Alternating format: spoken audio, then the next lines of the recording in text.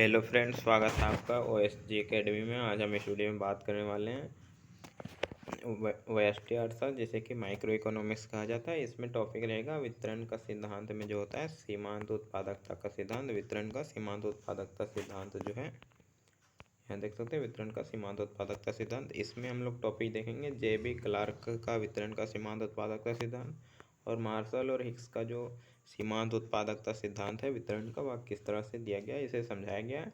सीमांत उत्पादकता सिद्धांत की मान्यताएं क्या क्या हैं और इसकी आलोचनाएं जो है किस तरह से की गई है, उन सभी टॉपिकों पर चर्चा की जाएगी। तो वीडियो को पूरा देखिएगा। सबसे पहले देखते हैं हम लोग J.B. क्लार्क का सीमांत उत्पादकता का सिद्धांत क्या है, यानी कि वितरण का सीमांत उत्पादकता सिद्धांत J.B. क्लार्क के द्वारा किस तरह से समझाया गया या फिर दिया गया, उसे देखेंगे।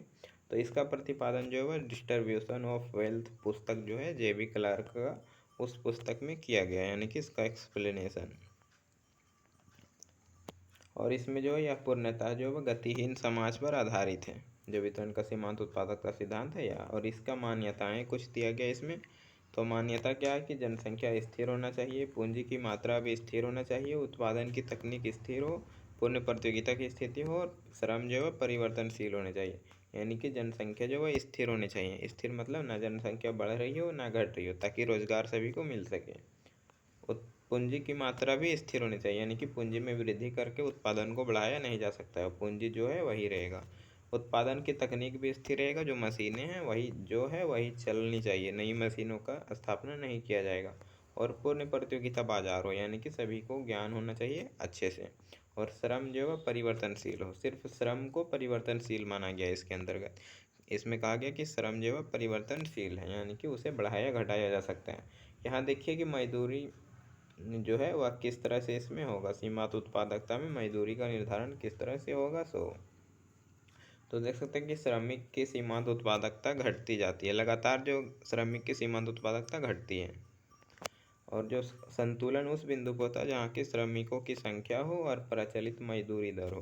तो जब दोनों बराबर हो जाएंगे तो वहाँ पे जो है निर्धारण होगा मजदूरी दर का। यहाँ देखिए मजदूरी दर जब बढ़ता है तो श्रमिक की मांग जो है घट जाती है। इस चित्र को इसे देखा जाए तो क्या है, तो देख सकते हैं यहाँ पे यह मार्जिनल प्रोडक्ट है, सीमांत उत्पादकता और मजदूरी दर दोनों को वाई एक्सेस पे लिया गया और एक्स अक्ष पे श्रमिकों की संख्या है। देखिए जब प्रारंभ में W है जो मजदूरी दर, उस समय संतुलन बिंदु D है और जो संतुलन श्रमिक की संख्या है वह L है। यानी कि जब OW मजदूरी दर पर जो है श्रमिकों की OL मात्रा मांग की जा रही है, तो बिंदु D पे जो है संतुलन हो रहा है। जैसे ही मजदूरी दर में वृद्धि किया जाता है OW डैश कर दिया जाता है, OW से OW डैश किया जाता है, बढ़ाया जाता है, तो इतना बढ़ जाता है। तो इसमें क्या होता है कि श्रमिकों की मांग घट जाती है, इसका मांग OL डैश हो जाता है, जो कि OL से कम है। पहले OL था लेकिन बाद में OL डैश हो गया, यानी कि घट गया। तो यानी कि मजदूरी बढ़ाया जाता है तो श्रमिकों की मांग कम होती है। अब देखिए जब डबल डैश किया गया, W डबल डैश मजदूरी दर को कम करके, तो मजदूरी दर जब घटाया गया तो श्रमिकों की मांग में वृद्धि हो गई। श्रमिक जो है वो OL डबल डैश पे पहुंच गए, यानी कि इतनी मांग इसकी बढ़ गई है। तो इस तरह से अंत में निर्धारण वही होगा जहाँ पे दोनों बराबर होंगे, यानी कि श्रमिकों की संख्या और मजदूरी दर दोनों बराबर हैं बिंदु D पर, तो यहीं पे उसका संतुलन होगा। तो यही वितरण का सीमांत उत्पादकता सिद्धांत था।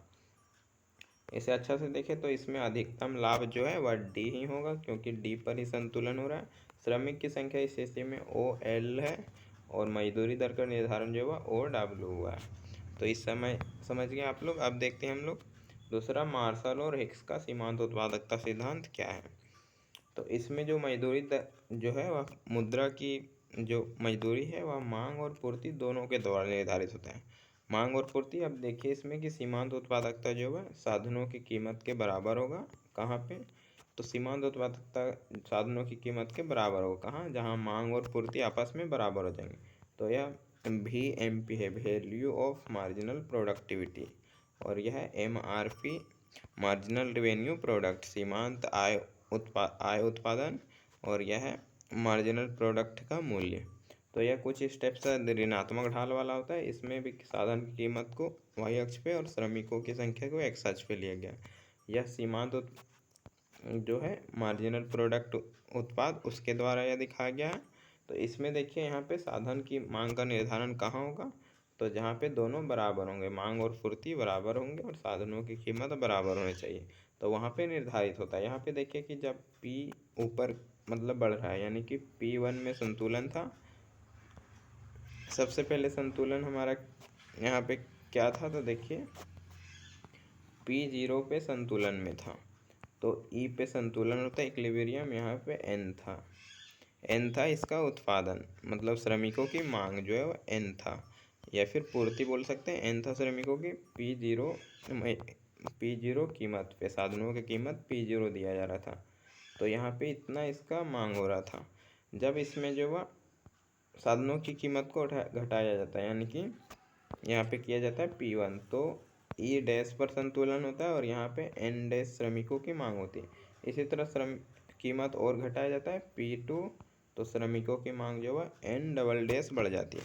तो श्रमिकों की मांग बढ़ रही है, फिर श्रमिक कहेंगे कि हमें पैसे बढ़ाने हैं, तो फिर से श्रमिकों की मांग घट जाएगी और फिर उसके जो साधनों की कीमत बढ़ जाएगी वापस से। इसी तरह प्रक्रिया यह चलते रहता है। तो यहाँ देखिए इसमें मजदूरी दर का निर्धारण कहाँ होता है, तो जहाँ डिमांड वक्र बराबर होता है, यानी कि सीमांत उत्पादकता वक्र का योगफल और साधनों की पूर्ति बराबर हो, तो यह जो है साधनों की पूर्ति वक्र है ऐसे, और डिमांड जो है सीमांत उत्पादकता वक्र है या फिर मांग वक्र है। तो इसमें संतुलन कहाँ होगा, मजदूरी दर का निर्धारण तो W पे होगा, जो कि E पर है संतुलन, जहाँ की डिमांड और सप्लाई बराबर है। अगर इसमें देखा जाए कि कीमत इसका मजदूरी दर जो बढ़ाकर W डैश कर दिया जाता है, तो क्या होगा, इतना बढ़ जाएगा मजदूरी, जो हो जाएगा OW से बढ़कर जो मजदूरी OW डैश हो जाएगा।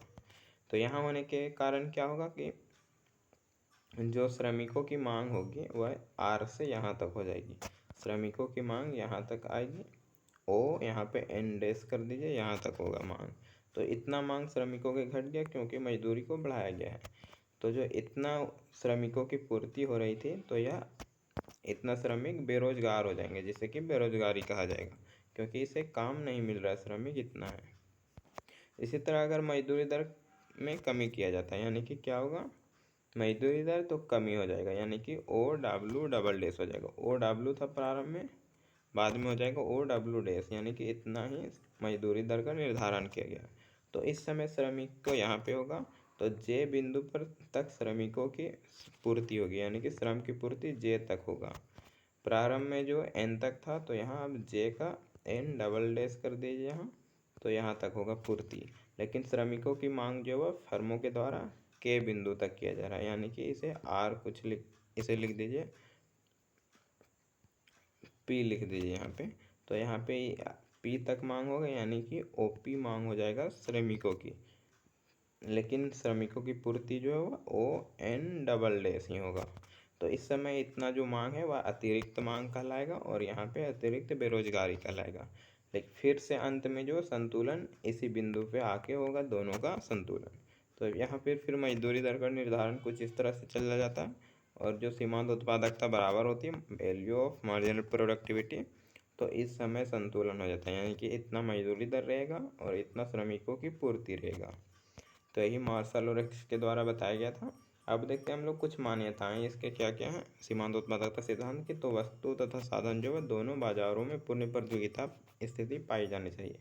साधन की सभी इकाइयाँ समरूप होनी चाहिए और प्रत्येक जो उत्पादक है अधिकतम लाभ प्राप्त करना चाहिए, और साधन परिवर्तनशील हो, यानी कि एक साधन बाकी साधन स्थिर होने चाहिए। और सीमांत उत्पादकता केवल दीर्घकाल में लागू होता है। सीमांत उत्पादन का सिद्धांत यह है जो दीर्घकाल में, और साधन की सीमांत उत्पादकता घटती जाती है और पूर्ण रोजगार की स्थिति भी इसमें पाया जाना चाहिए। इसकी आलोचनाएं कुछ यहाँ दिए गए हैं, देख सकते हैं। पहला है कि समरूप वस्तु की मान्यता, पूर्ण प्रतियोगिता, साधनों की अनुपात को बदलने की मान्यता, और पूर्ण जो साधन है पूर्ण विभाज्य मान्यता। एक साधन की सीमांत उत्पादकता को मापना कठिन होता है, अवास्तविक सिद्धांत है यह, और स्थिर अनुपात प्रतिफल आधारित है और साधन की पूर्ति को स्थिर माना गया है, और एक पक्षीय सिद्धांत है और इसमें मांग पर बल दिया गया है, और लाभ के व्याख्या करने में भी यह असमर्थ है। यह कुछ आलोचनाएं किए गए इस सिद्धांत की। तो वीडियो अच्छा लगा लाइक कमेंट, चैनल को सब्सक्राइब कर लीजिएगा और ग्रुप से जुड़िए। धन्यवाद। नोट्स के लिए वेबसाइट पर जाइए, लिंक डिस्क्रिप्शन में है।